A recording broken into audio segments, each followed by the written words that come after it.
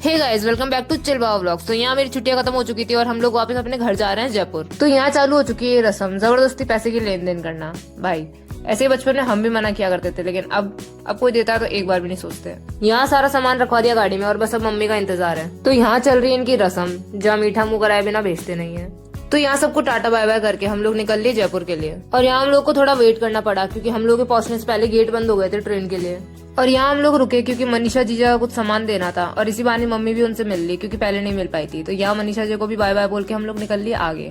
तो यहाँ पूरा डीजल फुल करवा के से लेना था मेरी काकी सा और महिपाल को, क्योंकि ये भी अपने ननियाल आए हुए थे, तो हम लोग के साथ जयपुर चलने वाले थे। और यहाँ मेरे भाई मोनू यादी ने क्या बढ़िया फायदा उठाया क्योंकि इतनी देर से हम लोग इन्हें पीछे नहीं बैठने दे रहे थे, पर इनके आते ही ये लोग पीछे चले गए और महिपाल को भी इसके चक्कर में पीछे बैठना पड़ा। फिर यहाँ रुके थोड़ा चाय वाय पीने के लिए और थोड़ा ब्रेक लेने के लिए। फिर हम लोग निकल लिए जयपुर के लिए। फिर सबसे पहले पहुंचते ही ऑफिस गए क्योंकि वहाँ से घर की चाबियां लेनी थी। और यहाँ पापा का लाडला यादी सबसे पहले उनके पास गया मिलने के लिए। और यहाँ सारा सामान रखवा रहे थे गाड़ी में और पापा ने बोला अपनी गाड़ी खुद लेके जा। और आज ऐसा लग रहा था कि भाई इसूजू का सही यूज कहीं तो हो रहा है, सारी ट्रॉली भर चुकी है इसकी पूरे सामान से। फिर मोनू यादी रुक गए पापा के पास ऑफिस में और हम लोग निकल लिए घर के लिए। और पहुंचते देखा यहाँ और इतनी तगड़ी भीड़ क्योंकि आज लगा हुआ था संडे मार्केट। फिर यहाँ छोड़ा काकिसा को उनके घर पे और हम लोग निकल लिए हमारे घर पे। और महिपाल से सारा उतराया सामान। तो इस वीडियो पसंद आया तो लाइक शेयर एंड सब्सक्राइब जरूर करिएगा। मिलते हैं नेक्स्ट व्लॉग में।